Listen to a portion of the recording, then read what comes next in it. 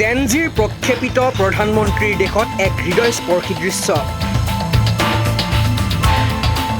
কোলাত ১.৫ বছৰীয়া কেঁচুৱালৈ বিদ্যালয়ত নৱম শ্ৰেণীৰ ছাত্ৰী।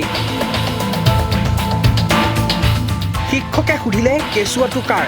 ছাত্ৰীৰ উত্তৰ জানিলে আৱেগিক হৈ পৰিব আপুনিও।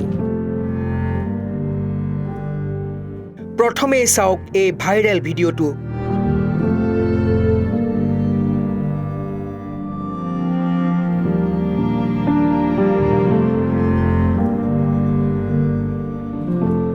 কোলাত এটি কেঁচুৱালৈ বিদ্যালয়ৰ শ্ৰেণীকোঠাত সহপাঠীৰ সৈতে এগৰাকী ছাত্ৰী। ছাত্ৰীগৰাকীৰ কোলাত কেঁচুৱাটো দেখি স্তম্ভিত হৈ পৰিল শিক্ষকজনো। হয়তো সহপাঠী আনসকলে কথাটো জানেই বাবে বিশেষ প্ৰতিক্ৰিয়া প্ৰকাশ কৰা নাছিল। কিন্তু ছাত্ৰীগৰাকীয়ে লাজকৈ মুখ লুকুৱাইও শিক্ষকজনক যিটো উত্তৰ দিলে কথাষাৰে হৃদয় চুই গ'ল শিক্ষকজনৰো। দৰাচলতে মাতৃৰ আকস্মিক বিয়োগৰ পাছত ১.৫ বছৰীয়া ভায়েকক চাবলৈ ঘৰত আন কোনো নাছিল।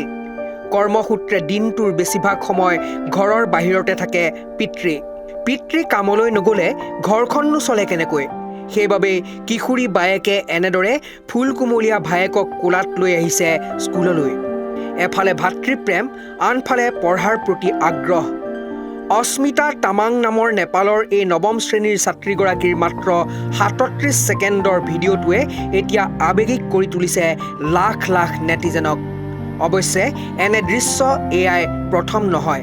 ইয়াৰ পূৰ্বেও ভাইৰেল হৈছিল আমাৰ এই চুবুৰীয়া ৰাজ্য মণিপুৰৰ এগৰাকী ছাত্ৰী।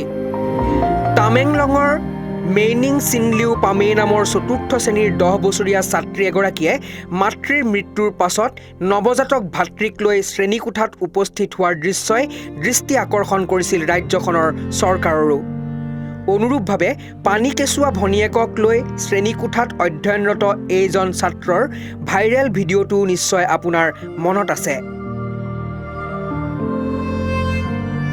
শৈশৱৰে পৰা জীৱন সংগ্ৰামৰ সৈতে পৰিচিত হৈ শিক্ষাৰ সমান্তৰালকৈ ঘৰুৱা দায়িত্বৰো কঠোৰ বোজা মূৰ পাতি ল'বলৈ শিকা এইসকল নৱপ্ৰজন্মই সুন্দৰ সমাজৰ চিৰন্তন প্ৰত্যাশা।